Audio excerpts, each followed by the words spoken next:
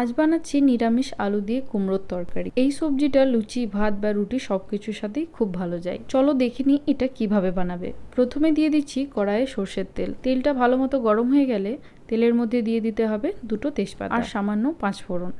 দিয়ে দিচ্ছি দারচিনি টুকরো, দুটো ছোট এলাচ, দুটো শুকনো লঙ্কা এবং খুব সামান্য পরিমাণে হিং। ফোড়নগুলোকে কয়েক সেকেন্ডের জন্য ভেজে নিয়ে দিয়ে দিচ্ছি এরম টুকরো করে কেটে রাখা আলু। আলুগুলো ভালোভাবে ভেজে নিতে হবে। ফ্লেমটাকে মিডিয়ামে রেখে আলুটা ভাজবে, তাতে করে আলুগুলো এই পর্যায়ে অনেকটাই সেদ্ধ হয়ে যাবে। 10 থেকে 12 মিনিট পর দেখো আলুগুলো বেশ ভালোভাবে ভাজা হয়ে গেছে। এইবার এতে এরম সাইজ করে টুকরো করে কেটে রাখা কুমড়োগুলো দিয়ে দিলাম। একটু বড় সাইজ করে কুমড়োগুলো কাটবে, কারণ কুমড়ো খুব তাড়াতাড়ি গলে যায়। কুমড়োগুলোকেও সামান্য লাল করে ভেজে নেব।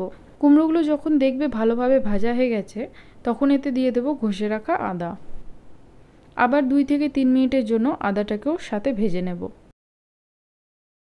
কিছুক্ষণ ভেজে নিয়ে দিয়ে দিচ্ছি স্বাদমতো লবণ, 1.5 চা চামচ পরিমাণে জিরে গুঁড়ো, 1.5 চা চামচ পরিমাণে লাল লঙ্কার গুঁড়ো আর 1/2 চা চামচ পরিমাণে দিয়ে দিচ্ছি হলুদ গুঁড়ো, 1/2 চা চামচ দিয়ে দিচ্ছি ধনে গুঁড়ো। এইবার মশলাগুলোকে আলু কুমড়োর সাথে ভালো করে ভেজে নেব। গ্যাসের ফ্লেমটা মাঝারিতে রেখে আলু কুমড়োগুলো সেদ্ধ হয়ে যাওয়া অবধি কষিয়ে নিতে হবে। বেশ খানিকক্ষণ কষিয়ে নেওয়ার পর দেখো কুমড়োটা পুরো গলে সেদ্ধ হয়ে গেছে। একটা আলুকে চেক করে নিই সেদ্ধ হয়েছে কিনা। দেখো আলুটাও খুব সুন্দর সেদ্ধ হয়ে গেছে। শেষে দিয়ে দিচ্ছি 1/2 চা চামচ গরম মশলা গুঁড়ো এবং দিয়ে দিলাম 1 চা চামচ পরিমাণে ঘি। ভালোভাবে মিশিয়ে নিলেই তৈরি হয়ে গেল খুব সুস্বাদু এই নিরামিষ কুমড়োর তরকারি।